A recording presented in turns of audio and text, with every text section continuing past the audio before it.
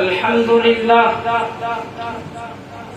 لله ذي العرش المجيد فعال لما يريد وأشهد أن لا إله إلا الله وحده لا شريك له يحيي ويميت وهو حي لا يموت وأشهد أن سيدنا ونبينا محمدا عبده ورسوله صلى الله عليه وسلم وعلى آله وأصحابه وأتباعهم أجمعين إلى يوم الدين.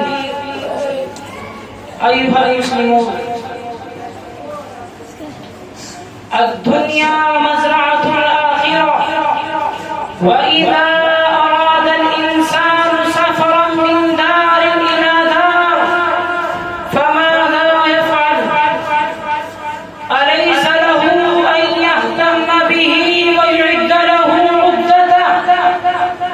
وإذا أراد الإنسان الانتقال كليا من بلاد إلى بلاد ليقيم بها فماذا يفعل؟ أليس يصفي حسابات من هذه وينقلها إلى تلك ويعمل كل ما فيه راحته وسلامته في سفره ومقامه؟